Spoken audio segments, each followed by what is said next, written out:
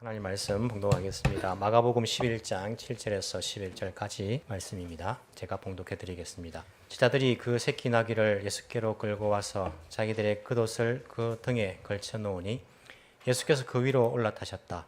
많은 사람이 자기들의 겉옷을 길에다 폈으며 다른 사람들은 들에서 잇 많은 생나무 가지들을 꺾어다가 길에다 깔았다.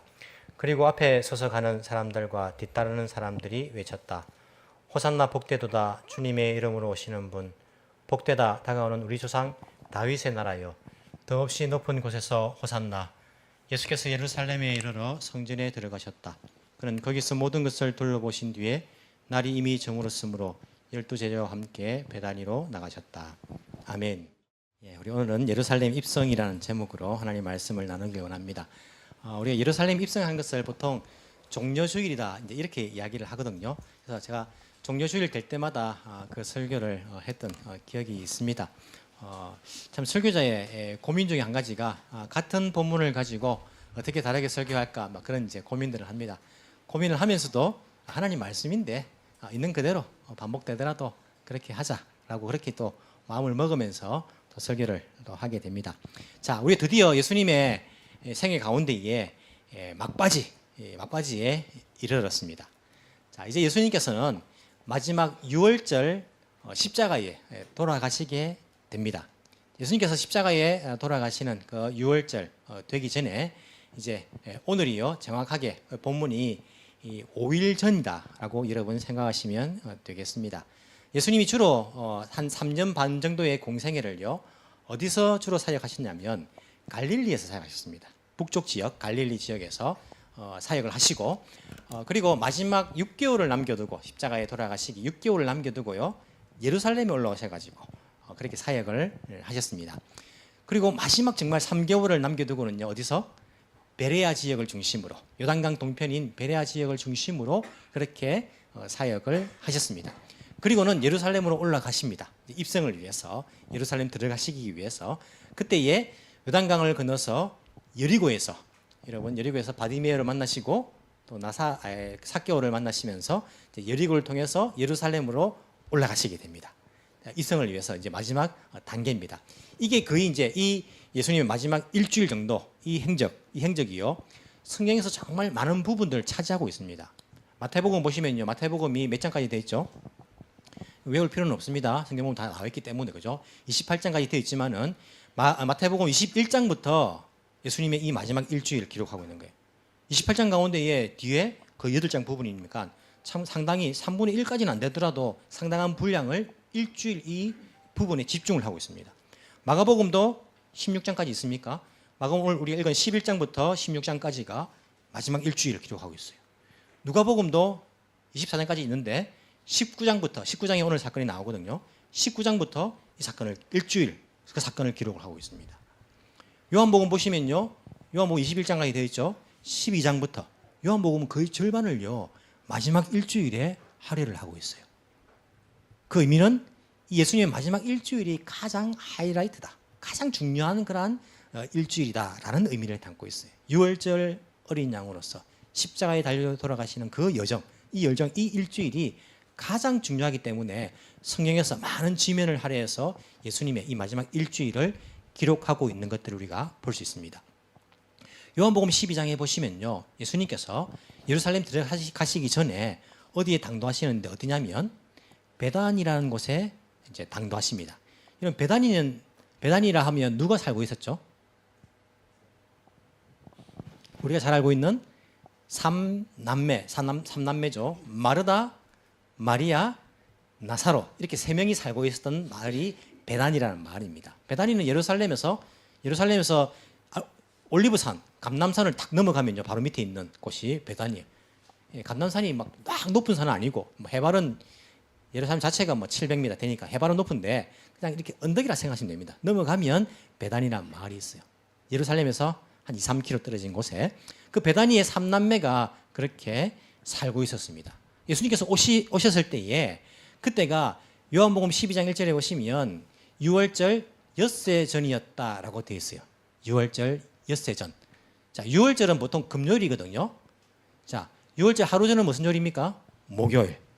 이틀 전 수요일, 화요일, 월요일, 주일, 일요일이 5일 전이고 토요일이 6일 전이네요. 맞습니까? 그때 토요일 날 이 베다니에 도착을 하시고 이 삼남매가요 예수님을 위해서 잔치를 벌입니다. 잔치를 벌이고 그 잔치 현장에 마리아가 향유로 예수님의 발을 씻는 그 장면이 나오게 됩니다. 예수님을 영접하고 잔치를 벌인다는 것은요 사실은 목숨을 내놓은 거예요. 그 당시에 그 시기에. 왜냐하면 예수를 메시아로 인정하는 사람은 회당에서 쫓아낸다 했어요. 종교 지도자들이 회당에서 쫓겨난다는 이야기는 그 사회에서 완전히 격리된다는 거예요. 아무것도 못합니다. 그 사회에서. 그것을 각오하고 예수님을 영접하는 이 삼남매의 신앙이에요. 주님을 영접하는 사람들. 거기에 많은 사람들이 모였다라고 되어 있는데 사람들이 죽은 나사로를 보기 위해서 그렇게 모였습니다. 그래서 요한복음 12장에 보시면요. 나사로 때문에 사람들이 많이 예수를 믿게 되니까 나사로도 죽여버리자라고 이제 이야기해요. 나사로가 죽는 게 두려웠을까요? 한번 죽었던 몸인데 자기는 죽음을 뛰어넘은 믿음 가지고 이 삼남매는요 예수님을 따랐던 것을 볼 수 있습니다. 그 잔치가 있은 것이 6일째 전인데 6일 전인데 그 다음 날은 며칠 전이죠? 5일 전이죠, 그죠? 제가 말이 좀 빠릅니까? 좀 천천히 할까요? 예, 반응이 듣고 이런 있으시죠, 그죠? 예, 5일 전이죠. 5일 전이면 무슨 요일이죠? 일요일입니다. 일요일. 우리가 지금 주일이라고 말하는 일요일이 5일 전입니다. 그때에 예루살렘에 들어가십니다. 정료주일은요, 주일이 맞아요. 일요일이에요. 5일 전이니까 성경에 보면 그렇게 나와 있습니다. 자, 이 예루살렘을 이제 들어가시게 됩니다. 들어가시게 되는데 예수님께서 들어가시는 모습이요, 보통의 그런 왕들이 들어가는 모습하고 너무나 다른 것을 볼 수 있습니다. 뭘 타고 들어가십니까? 예수님께서 뭘 타고 예루살렘 들어가십니까? 나귀를 타고 들어가신다 이렇게 되어 있습니다. 나귀를 타고 들어가신다.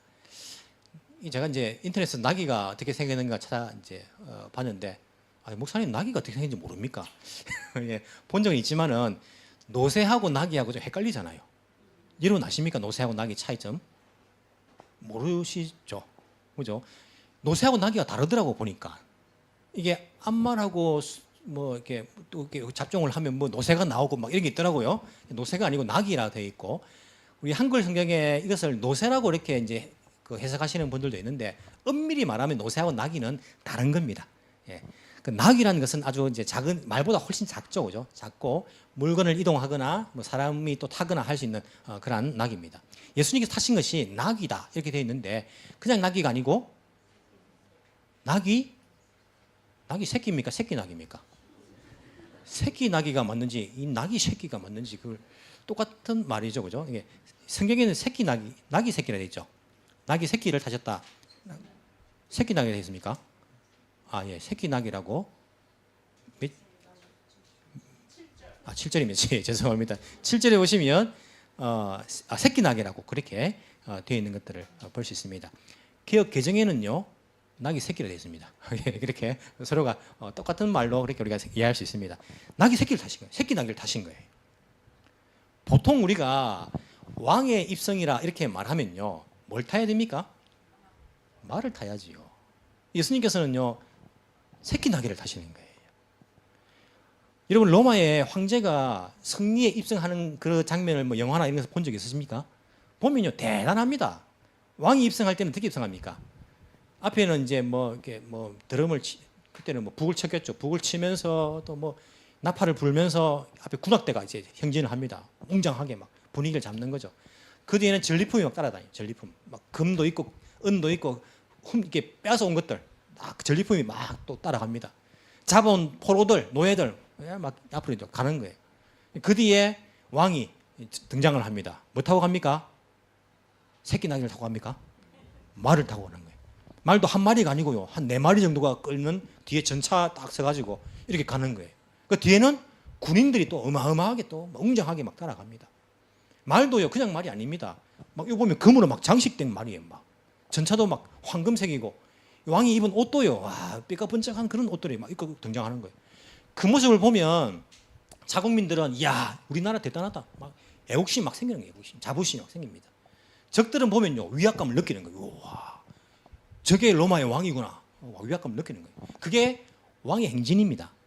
근데 예수님의 예루살렘 입성은요, 승리의 입성이다 그렇게 말하면서 전혀 세상의 왕 같은 그런 입성이 아닙니다. 로마의 황제 같은 입성이 전혀 아니라는 거예요. 어떤 모습입니까? 예수님의 모습은요, 새끼 나귀를 타신 거예요. 사람들이 그 위에다가 안장해라고 옷을 벗어가지고 깔아주는 거예요. 길에다가 또 옷을 벗어가지고 이렇게 레드 카펫처럼 이렇게 막 이렇게 펼쳐놓는 것들을 볼 수 있습니다. 전리품이 있습니까? 뒤에 다른 사람들은 웅장한 군인들입니까? 예수님 다른 사람들은 대부분 다 보면 물론 이제 안 그런 사람도 있었지만 대부분이 가난한 사람들, 병든 사람들, 문제가 있는 사람들, 마음에 상처가 있는 사람들, 이런 사람들이 예수님을 막 따라다니는 거예요. 예수님의 입성 모습을 보면요, 전혀 왕의 입성이 아닌 것을 우리가 볼 수 있습니다. 예수님께서 왜 이런 모습으로 예루살렘에 들어가셨을까요? 왜 들어가셨을까요? 조금 웅장하게 이렇게 들어가시면 좀 폼도 나고 더 멋지고 사람들도 따를 건데 왜 이렇게 어찌 보면 인간적으로 보면 볼품없는 왕의 모습으로 그렇게 들어가셨을까요? 아니, 왜 예루살렘에 또 이렇게 들어가셨는가요? 이제까지는 아무에게도 말하지 마 이런 기적을 집에 가서 이제 뭐 이렇게 아무에게도 말하지 말라고 그렇게 하신 예수님께서 왜 이제는 이렇게 당당하게 또 예루살렘에 입성을 그렇게 하고 있는 것입니까? 그게 우스꽝스러운 모습이든 당당한 모습이든 왜 많은 사람들에게 알리면서 예루살렘에 입성을 하고 있는 걸까요? 왜 예루살렘 입성이 필요한 걸까요? 한번 잘 생각해 보시기 바랍니다. 그냥 십자가에 갑자기 탁 달려 들어가셨다 하면요, 어떤 사람들이 마음을 가질 것인가? 하지만 예루살렘 입성, 특히 새끼 나귀를 타시고 들어가는 모습을 통해 가지고 예수님께서는요, 이 땅의 왕과는 다른 왕의 모습을 사람들에게 보여줍니다. 저게 왕의 모습이라고? 그러면서 이 입성은요, 십자가 못 박히는 데까지 이어집니다. 십자가에 못 박혔을 때에 예수님께서 그 십자가 위에 죄명이라고 이렇게 붙어 있는 그 죄명이 무엇입니까? 유대인의 왕입니다. 이 세상의 왕과는 전혀 다른 십자가에 달려 죽는 왕의 모습까지 이어지는 것들을 볼 수 있어요. 이 모습이 예루살렘 입성을 통해 가지고 우리가 많은 사람들에게 예수님의 그 메시지를 전달하고 있는 것들을 볼 수 있어요. 이 입성이 없었다면 사람들이 십자가에 달려 돌아가는 그 모습을 보고는요, 예수님이 왜 갑자기 저렇게 돌아가셨지? 이 감각이 없었을 수도 있지 않을까. 보다 많은 사람들에게 알려주신 거예요. 이제는 마지막 일주일을 예루살렘 입성을 통해 가지고 예수님께서 어떤 왕으로 이 땅에 오셨는가를 사람들에게 보여주고 있는 것들을 볼 수 있습니다. 자, 들어가실 때 사람들은 소리칩니다. 뭐라고 소리칩니까? 호산나. 우리도 찬양을 많이 하죠. 호산나, 호산나. 호산나가 무슨 뜻입니까? 뜻도 모르고 우리가 찬양했습니까? 할렐루야, 할렐루야는 무슨 뜻입니까? 물어보면 사람들이 잘 몰라요. 할렐루야, 할렐루야 좋은 말 아닙니까? 할렐루야 여호와를 찬양하라 이 말이고, 호산나는 우리를 구원하소서라는 뜻입니다. 우리를 구원하소서라고 외치는 거예요. 이런 호산나라는 뜻이 구원이라는 뜻이지 않습니까? 예수라는 이름의 뜻은 무엇입니까? 예수님의 이름 뜻 모르십니까? 예수라는 이름 뜻도 구원이라는 말이에요. 구원이라는 분에게 우리를 구원하소서라고 사람들이 외치는 거예요.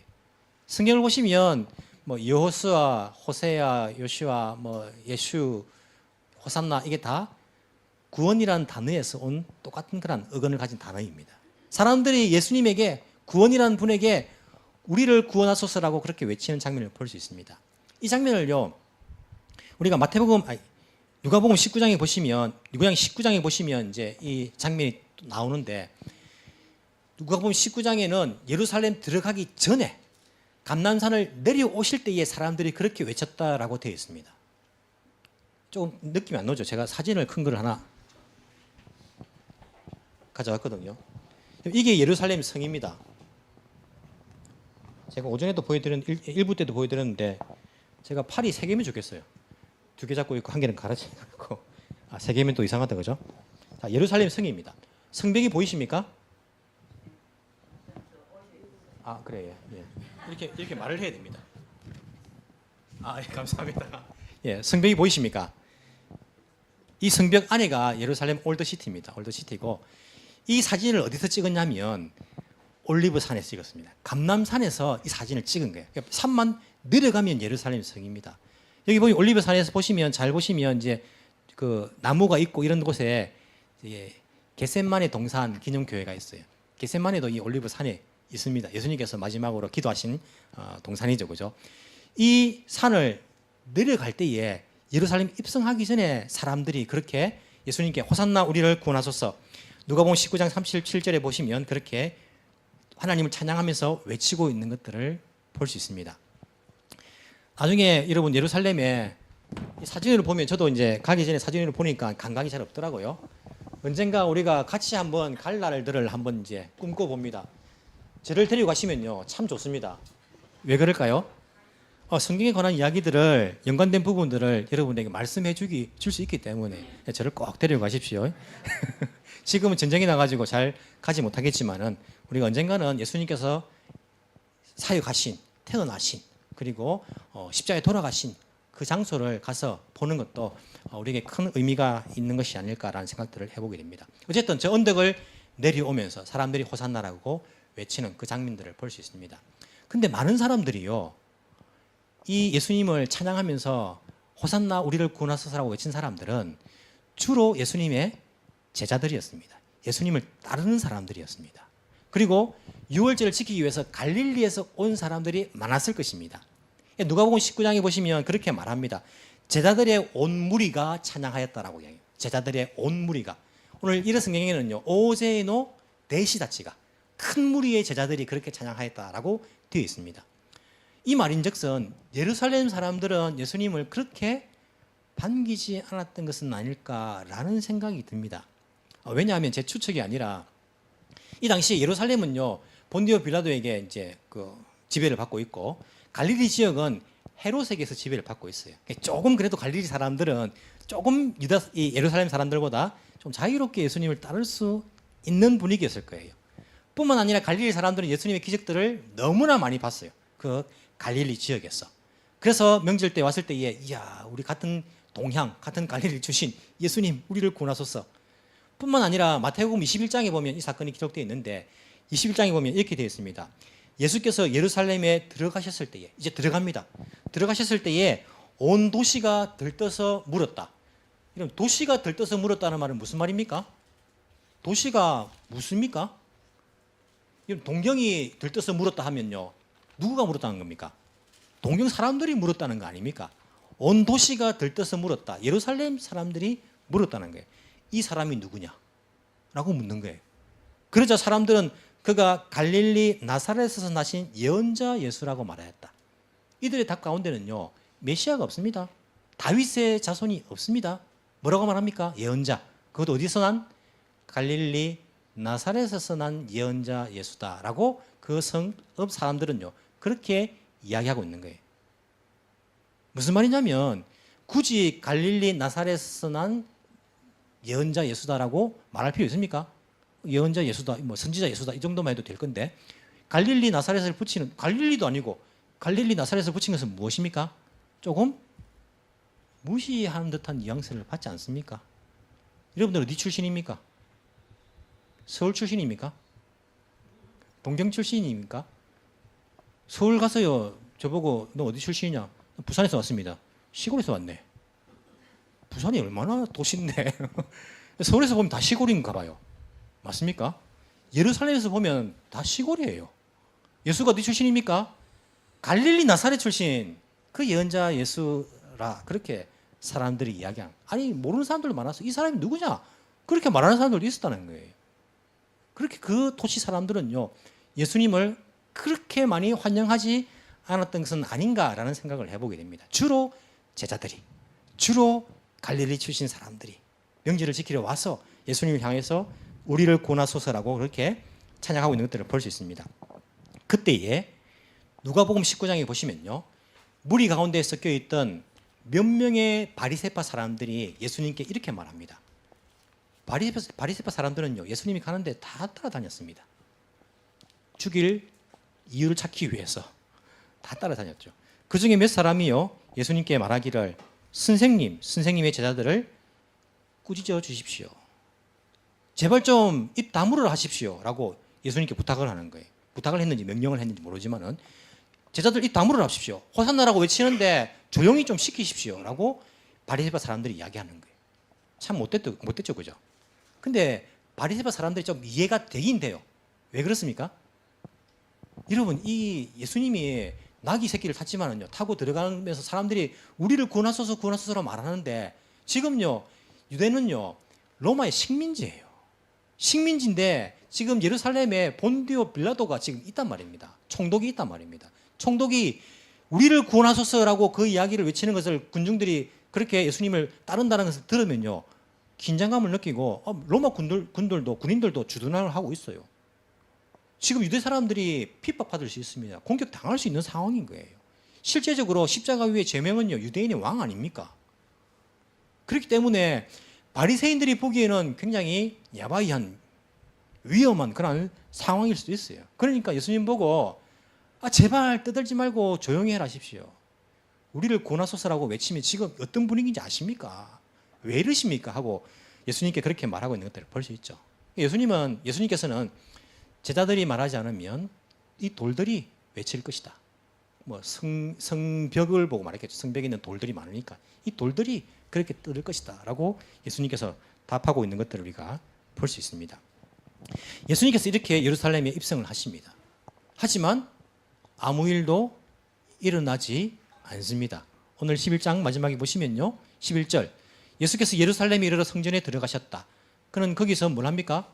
모든 것을 둘러보신 뒤에 날이 이미 저물었으므로 12제자와 함께 베단 위로 나가셨다 라고 하고 있는 거예요. 예수님의 행진이라는 것이 제자들이 그렇게 우리를 구원하소서 떠들지만은 나귀 새끼를 타신 거예요. 타시고 사람들이 옷을 얹어가지고 이렇게 들어가는데 별로 주목받지 못하는, 저게 뭐야? 우리를 구원하려고 하면 적어도 말을 타고 전차를 타고 나를 따르라 해야지 우리 유대인들이 독립할 거 아니냐. 근데 저런 모습이 뭐냐? 인약한 모습, 볼품없는 모습. 다른 사람들 보니까 오합지졸들, 아무것도 아닌 사람들 따르고 있는 거예요. 그리고는 성전에 들어가니까 뭐 제사장들이 막 환영합니까? 그냥 둘러보시고 날이 저물러 가지고 이렇게 베단위로 돌아가시는 모습이라는 거예요. 왜 예수님께서는 이런 모습으로 예루살렘에 들어가셨을까요? 물론 구약 성경의 예언의 성취이기도 합니다. 스가랴서 9장 9절에 보시면 예수님께서 나귀 새끼를 타시고 그렇게 들어가시는 것들을 예언하고 있는 것들을 볼 수 있죠. 스가랴 9장 9절, 도성 시온아 크게 기뻐하여라. 도성 예루살렘아 환성을 울려라. 내 왕이 내게로 오신다. 그는 공의로우신 왕, 구원을 베푸시는 왕, 그는 온순하셔서 나귀 새끼인 어린 나귀를 타고 오신다. 이렇게 구약의 말씀에 성취이기도 합니다. 예수님께서는 이 세상에 전쟁의 왕으로 오신 것이 아니라 평화의 왕으로 오신 거예요. 온순하다라는 단어는요, 겸손하다라는 그런 의미를 지닌 단어를 사용합니다.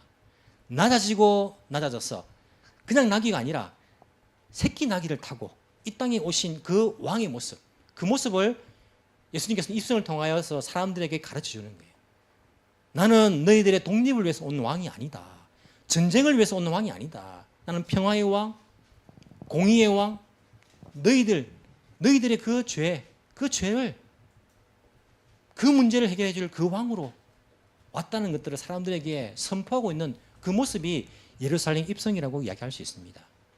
이 입성을요, 승리의 입성이라고 말합니다. 뭐에 관한 승리의 입성입니까? 어디에 승리했습니까? 전쟁했습니까? 로마에 이겼습니까? 아닙니다. 주님은요, 이 땅에서의 싸움, 그 싸움에 승리하신 왕이 아니라 진정한 점선의 왕으로 오셔서 우리가 죄 때문에 죽을 것인데 그 죄의 근세로부터 승리하신 승리의 왕. 그래서 예수님께서는요, 십자가에 돌아가신 그 왕의 모습으로 우리에게 오셨다라는 것들을 우리가 알 수 있다는 거예요. 이런 모습을 제자들이 이 당시에는요, 깨닫지 못했습니다. 성경에 보면 그렇게 이야기합니다. 이들이 이때는 알지 못했지만은 나중에는 그것을 깨닫게 됩니다. 예수님의 그 모습, 새끼 나귀를 타신 예수님의 그 모습이야말로 이 땅에서의 예수님의 정체성이라고 말할 수 있습니다. 아이덴티티라고 말할 수 있습니다. 이런 예수님은 어떤 분이십니까? 이 땅에서 새끼 나귀를 타신 왕의 모습입니다. 이게 바로 우리가 믿는 예수 그리스도이십니다. 이것을 제자들이 나중에 깨닫고요, 사도행전 4장에 보시면 베드로와 요한이 성령을 받은 이후죠, 성전 종교지도자들에게 잡힙니다. 그때에 예수님이 어떤 분이신지, 너희가 무슨 권세로 이렇게 이런 일들을 하느냐라고 말할 때에 그들은 그때에 예수님에 관한 이야기들을 합니다. 이 예수는 너희 건축자들의 버린 돌로서 집 모퉁이의 머릿돌이 되었느니라. 새끼 나귀를 타신 그 왕의 모습을요, 제자들은 깨닫고 이 세상에서 버림받은 그 돌이 정말 하나님 나라의 그 집 모퉁이의 머릿돌이 되신 분이다라고 그렇게 고백하고 있는 것들을 볼 수 있어요. 예수님의 아이덴티티입니다. 새끼 나귀를 타신 왕, 그리고 버림받은 돌이 아주 중요한 하나님 나라의 기초석, 머릿돌이 되신 것, 이것이야말로 이 땅에서의 예수님의 아이덴티티라는 것을 우리가 알 수 있어요. 십자가 지신 왕, 이것이야말로 예수님을 가장 잘 나타내는 모습이라고 이야기할 수 있습니다. 예수님을 따르는 예수님 백성들은요, 어떤 정체감을 가지고 있습니까? 우리들도 마찬가지예요. 예수님께서 우리에게 보여주신 그 예수님의 정체감은요, 우리의 정체감이기도 합니다. 우리의 아이덴티티는 어떤 것입니까? 새끼 나귀를 탄 왕의 모습입니다. 이 세상에 버림받은 돌이지만은요, 하나님 나라의 귀중한, 하나님 나라를 세우기 위한 귀중한 돌로 사용되는 그런 존재가 바로 우리들입니다. 세상은요, 그 사람이 무엇을 탔는가에 주목합니다. 이야, 훌륭한 말을 타고 있네. 아주 놀라운 그런 것들을 가지고 있네. 이야, 저 사람 돈이 많네. 배운 게 많네. 인물이 너무나 잘났네. 사람들은 겉모습 보기에 아주 중요한 것들을, 좋은 것들을, 그런 것들을 아주 주목하고 있습니다. 하지만 우리의 아이덴티티는요, 그게 있지 않습니다. 우리는 새끼 나귀를 타고 있는 거예요. 새끼 나귀를요, 이 땅에서. 하지만 우리의 정체가 무엇입니까? 왕 같은 제사장이에요. 우리는 하나님 나라의 왕 같은 제사장, 그러한 존재가 바로 우리인 것들을 알아야 됩니다. 여러분, 우리가 이런 정체감을 가지지 못하면요, 이 세상에서 우리는 나는 왜 늘 새끼 나귀만 타고 다니는가? 나는 왜 이럴까? 열등감에 사로잡혀가 살아갈 수밖에 없습니다. 저도 이것을 깨닫지 못했을 때는요, 저도 훌륭한 말을 타고 싶었어요. 남들이 가지고 있는 그러한 정말 비싼 옷을 사고 싶었고, 남들이 저렇게 돈에 구애받지 않고 자기가 하고 싶은 일들을 하고 유학을 가고 자기 꿈을 이루고, 그것이 나에게 참 부러움의 그런 대상이 된 적이 있었습니다. 하지만 나라는 존재가 어떤 존재인가, 예수님의 그 정체감을 통해서 나의 정체감을 깨달을 때는요, 내가 타고 있는 것이 새끼 나귀이든지 무엇인지 전혀 상관없이 되었습니다. 내가 누구인가.